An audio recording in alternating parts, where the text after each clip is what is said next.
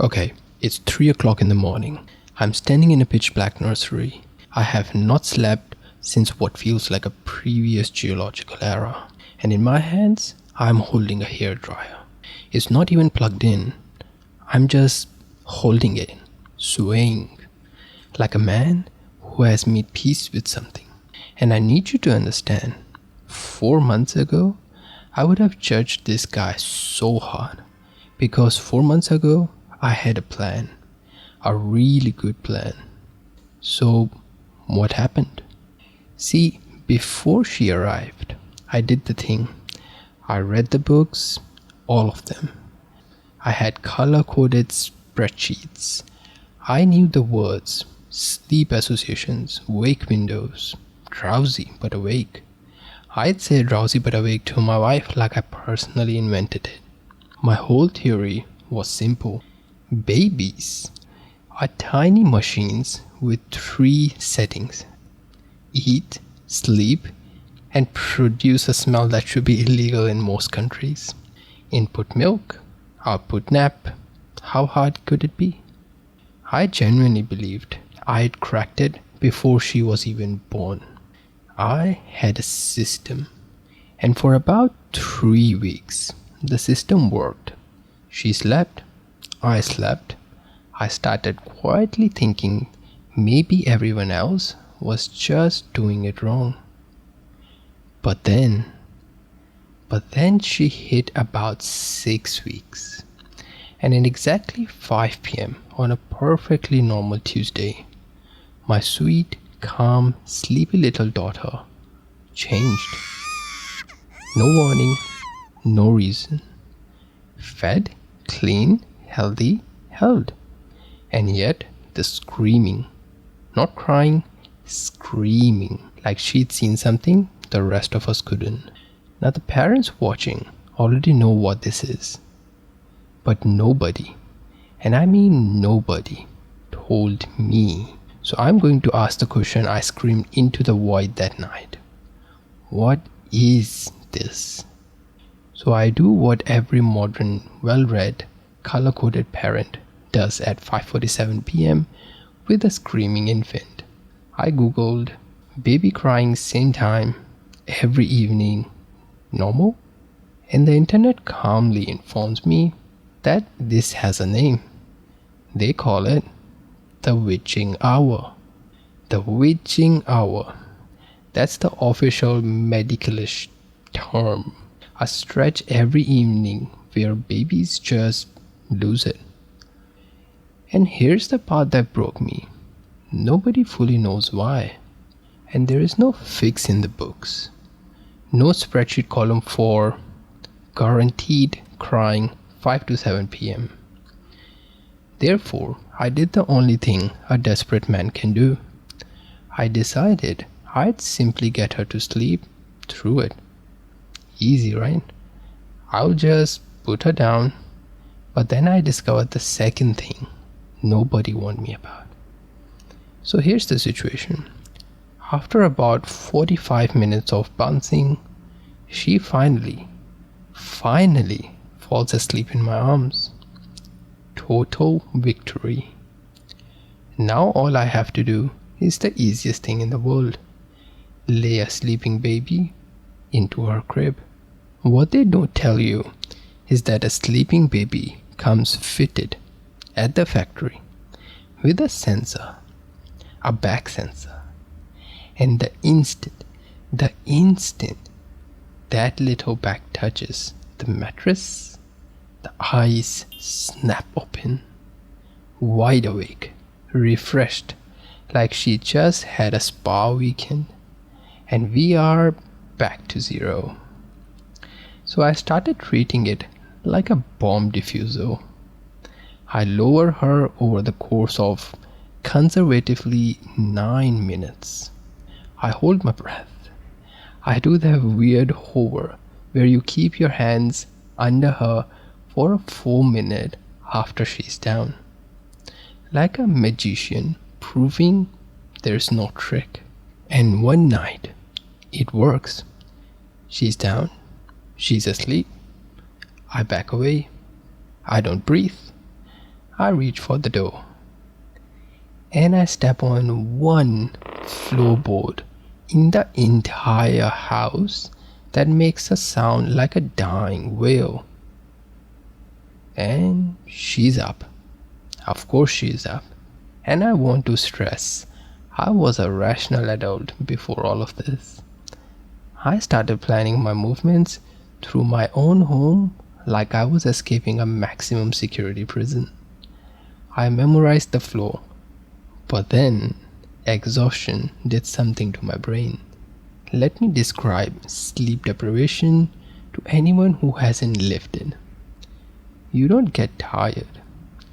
You get stupid. Beautifully, dangerously stupid. In 1 week, I tried squatting, just squatting for an hour because bouncing helped. Driving her around the same block at midnight until I knew every pothole personally. Running the vacuum at 2 a.m. like a lunatic. And here's the cruel part.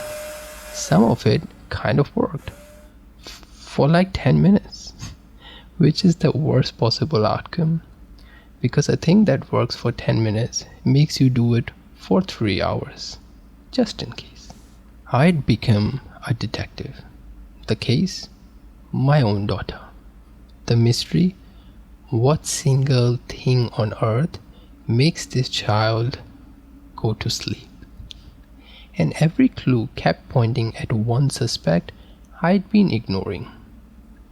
Noise. Because here's what I noticed. The vacuum helped. The shower helped. The hairdryer in the bathroom really helped. And I finally asked the right question. Not how do I make her sleep, but what do all of these have in common? Therefore, I went down a rabbit hole at 3 a.m. That changed everything. And what I found at the bottom of it was kind of insane. So it's 3 a.m. She's finally asleep on me, which means I can't move, which means I have exactly one free hand and a phone. And I read a theory that genuinely rewired my brain. Inside the womb, it is not peaceful. It is not a silent little spa. It is loud in there. Blood whooshing, a heart pounding, a constant roar, apparently about as loud as a vacuum cleaner. And for 9 months, that roar meant exactly one thing to her. Safe. So when I laid my newborn into a perfectly silent, perfectly still, beautifully decorated nursery, I wasn't giving her peace. To her, I'd switch off the engine of the only world she had ever known. The silence wasn't calming. The silence was the scary part. Therefore, at 3 a.m., half asleep, I grabbed the loudest soft thing I owned, which is a hairdryer, and I let that steady down beautiful roar of a hairdryer let loose. And that's how a grown adult ends up standing in the dark at 3 a.m. holding a hairdryer like a holy relic. Because it worked. She slept. I almost cried. But then, of course, there was a catch. The catch is, you cannot stand in a nursery holding a hairdryer all night. I tried. I'm not proud. My arm fell asleep before she did. There were nights the dryer outlasted me. I'd wake up in the chair, arm dead, with the baby staring at me with what I can only describe as mild concern for my well-being. Therefore, the actual fix, the thing I wish someone had just told me on day one, turned out to be almost stupidly simple. White noise, a little machine, or honestly, a free app. The same roar, on a loop, all night. No human arm required. That was it. That was the secret weapon. Not a $400 gadget, not a spreadsheet, not drowsy but awake, just giving her back the sound she'd always known. The witching hour got shorter. The transfers got survivable. The floorboard lost its power over me. And for the first time in months, I got a full stretch of sleep. I'd won. It was everything I'd wanted since the day she was born. So you'd think this is the happy ending. But then, something happened I really truly did not see coming. A few nights into actually sleeping, I woke up at 3 a.m. on my own. No crying, nothing wrong. And I lay there, and I realized I kind of missed it. Not the exhaustion, not the screaming, not the dying wail floorboard, but those 3 a.m. moments where the whole loud world went quiet.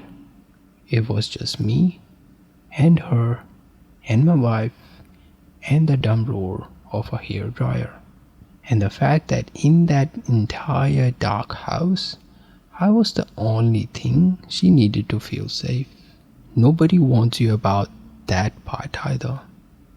They tell you about the sleep you'll lose. They don't tell you you'll actually miss some of the nights you stayed awake. Therefore, if you are in it right now, if it's 3 a.m. and you're swaying in the dark, holding on to your dear baby, I just want to say, you are not failing. You are not stupid. You are just learning a tiny person who can't tell you what she needs yet. And you'll figure it out, probably with a hairdryer. If this hit a little too close to home, you already know what to do. Tell me your most ridiculous, I can't believe I'm doing this parenting moment down in the comments. I need to know I'm not alone. And if you want more stories from the trenches of life with a 4-month-old, you know where the button is.